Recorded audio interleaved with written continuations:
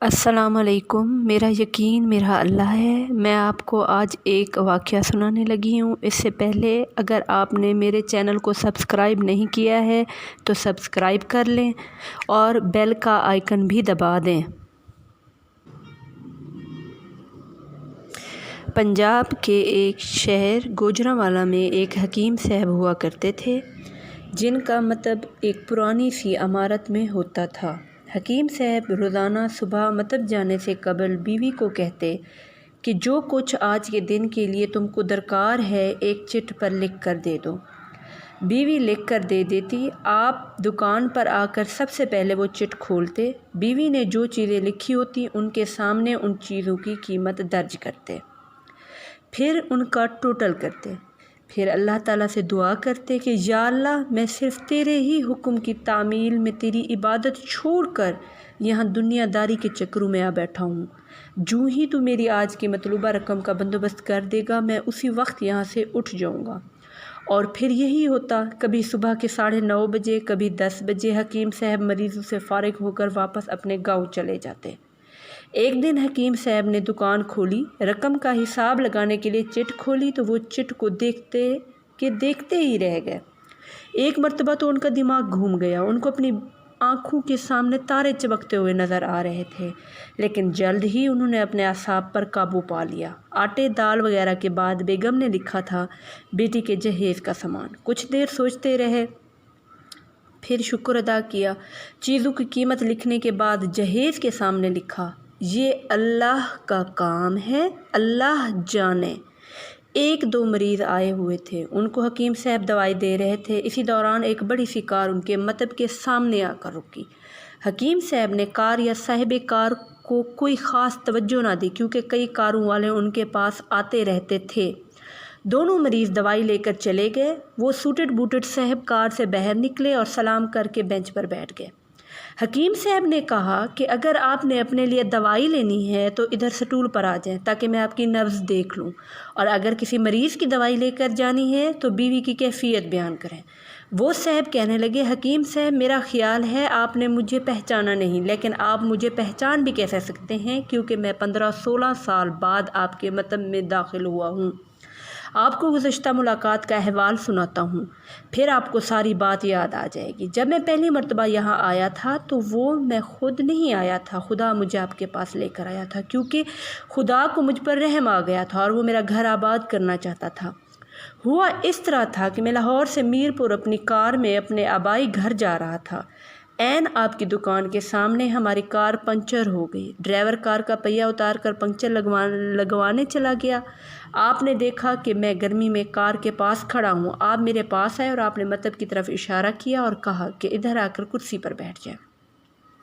اندھا کیا چاہے دو آنکھیں۔ میں نے آپ کا شکریہ ادا کیا اور کرسی پر آ کر بیٹھ گیا۔ ڈرائیور نے کچھ دیر ہی لگائی تھی۔ ایک چھوٹی سی بچی بھی یہاں آپ کی میز کے پاس کھڑی تھی اور بار بار کہہ رہی تھی چلے نا مجھے بھوک لگی ہے۔ آپ اسے کہہ رہے تھے بیٹی تھوڑا صبر کرو ابھی چلتے ہیں۔ میں نے یہ سوچ کر کہ اتنی دیر سے آپ کے پاس بیٹھا ہوں، مجھے کوئی دوائی آپ سے خریدنی چاہیے تاکہ آپ میرے بیٹھنے کو زیادہ محسوس نہ کریں۔ میں نے کہا حکیم صاحب میں 5-6 سال سے انگلینڈ میں ہوتا ہوں۔ انگلینڈ جانے سے قبل میری شادی ہو گئی تھی، لیکن ابھی تک اولاد کی نعمت سے محروم ہوں۔ یہاں بھی بہت علاج کیا اور وہاں انگلینڈ میں بھی، لیکن ابھی قسمت میں مایوسی کے سوا اور کچھ نہیں دیکھا۔ آپ نے کہا میرے بھائی توبہ استغفار پڑھو، توبہ استغفار پڑھو۔ خدا اور اپنے خدا سے مایوس نہ ہو، یاد رکھو اس کے خزانے میں کسی شے کی کمی نہیں۔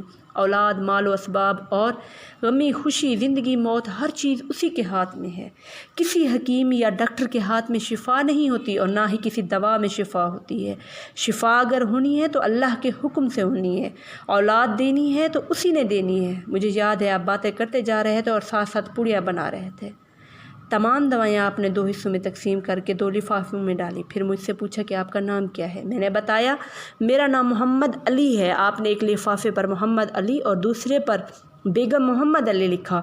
پھر دونوں لفافے ایک بڑا لفافے میں ڈال کر دوائی استعمال کرنے کا طریقہ بتایا۔ میں نے بے دلی سے دوائی لے لی کیونکہ میں تو صرف کچھ رقم آپ کو دینا چاہتا تھا، لیکن جب دوائی لینے کے بعد میں نے پوچھا کتنے پیسے، آپ نے کہا بس ٹھیک ہے۔ میں زیادہ زور ڈالا تو آپ نے کہا کہ آج کا کھاتا بند ہو گیا ہے۔ میں نے کہا مجھے آپ کی بات سمجھ نہیں آئی۔ اسی دوران وہاں ایک اور آدمی آ چکا تھا۔ اس نے مجھے بتایا کہ کھاتہ بند ہونے کا مطلب یہ ہے کہ آج کے گھریلو اخراجات کے لیے جتنی رقم حکیم صاحب نے اللہ سے مانگی تھی وہ اللہ نے دے دی ہے، مزید رقم وہ نہیں لے سکتے۔ میں کچھ حیران ہوا اور کچھ دل میں شرمندہ ہوا کہ میرے کتنا گھٹیا خیالات تھے اور یہ سادہ سا حکیم کتنا عظیم انسان ہے۔ میں نے جب گھر جا کر بیوی کو دوائیاں دکھائیں اور ساری بات بتائی تو بے اختیار اس کے منہ سے نکلا، وہ انسان نہیں کوئی فرشتہ ہے اور اس کی دی ہوئی ادویات ہمارے من کی مراد پوری کرنے کا باعث بنیں گی۔ حکیم صاحب آج میرے گھر میں 3 پھول اپنی بہار دکھا رہے ہیں۔ ہم میاں بیوی ہر وقت آپ کے لیے دعائیں کرتے رہتے ہیں۔ جب بھی پاکستان چھٹی پر آیا کار ادھر روکی لیکن دکان کو بند پایا۔ میں کل دوپہر بھی آیا تھا، آپ کا مطلب بند تھا۔ ایک آدمی پاس ہی کھڑا ہوا تھا، اس نے کہا کہ اگر آپ کو حکیم صاحب سے ملنا ہے تو آپ صبح 9 بجے لازماً پہنچ جائیں، ورنہ ان کے ملنے کی کوئی گارنٹی نہیں، اس لیے آج میں سویرے سویرے آپ کے پاس آ گیا ہوں۔ محمد علی نے کہا کہ جب 15 سال قبل میں نے یہاں آپ کے مکتب میں آپ کی چھوٹی سی بیٹی دیکھی تھی تو میں نے بتایا تھا کہ اس کو دیکھ کر مجھے اپنی بھانجی یاد آ رہی ہے۔ حکیم صاحب ہمارا سارا خاندان انگلینڈ سیٹل ہو چکا ہے، صرف ہماری ایک بیوہ بہن اپنی بیٹی کے ساتھ پاکستان میں رہتی ہے۔ ہماری بھانجی کی شادی اس ماہ کی 21 تاریخ کو ہونا تھی۔ اس بھانجی کی شادی کا سارا خرچہ میں نے اپنے ذمہ لیا تھا۔ 10 دن قبل اسی کار میں اسے میں نے لاہور اپنے رشتہ داروں کے پاس بھیجا کہ شادی کے لیے اپنی مرضی کی جو چیز چاہے خرید لے۔ اسے لاہور جاتے ہی بخار ہو گیا، لیکن اس نے کسی کو نہ بتایا۔ بخار کی گولیاں ڈسپرین وغیرہ کھاتی اور بازاروں میں پھرتی رہی۔ بازار میں پھرتے پھرتے اچانک بے ہوش ہو کر گری۔ وہاں سے اسے ہسپتال لے گئے۔ وہاں جا کر معلوم ہوا کہ اس کو 106 ڈگری بخار ہے اور یہ گردن توڑ بخار ہے۔ وہ بے ہوشی کے عالم میں ہی اس جہان فانی سے کوچ کر گئی۔ اس کے فوت ہوتے ہی نہ جانے کیوں مجھے اور میری بیوی کو آپ کی بیٹی کا خیال آیا۔ ہم میاں بیوی نے اور ہماری تمام فیملی نے فیصلہ کیا ہے کہ ہم اپنی بھانجی کا تمام جہیز کا سامان آپ کے یہاں پہنچا دیں گے۔ شادی جلد ہو تو اس کا بندوبست خود کریں گے، اور اگر ابھی کچھ دیر ہے تو تمام اخراجات کے لیے رقم آپ کو نقد پہنچا دیں گے۔ آپ نے نہ نہیں کرنی، آپ اپنا گھر دکھا دیں تاکہ سامان کا ٹرک وہاں پہنچایا جا سکے۔ حکیم صاحب حیران و پریشان یوں گویا ہوئے، محمد علی صاحب آپ جو کچھ کہہ رہے ہیں مجھے سمجھ نہیں آ رہا، میرا اتنا دماغ نہیں ہے۔ میں نے تو آج صبح جب بیوی کے ہاتھ کی لکھی ہوئی چٹ یہاں آ کر کھول کر دیکھی تو مرچ مسالے کے بعد جب میں نے یہ الفاظ پڑھے بیٹی کے جہیز کا سامان، تو آپ کو معلوم ہے میں نے کیا لکھا؟ آپ خود یہ چٹ ذرا دیکھیں۔ محمد علی صاحب یہ دیکھ کر حیران رہ گئے کہ بیٹی کے جہیز کے سامنے لکھا ہوا تھا یہ کام اللہ کا ہے، اللہ جانے۔ محمد علی صاحب یقین کریں آج تک کبھی ایسا نہیں ہوا تھا کہ بیوی نے چٹ پر چیز لکھی ہو اور مولا نے اس کا اسی دن بندوبست نہ کر دیا ہو۔ واہ مولا واہ، تو عظیم ہے، تو کریم ہے۔ آپ کی بھانجی کی وفات کا صدمہ ہے، لیکن اس کی قدرت پر حیران ہوں کہ وہ کس طرح اپنے موزے دکھاتا ہے۔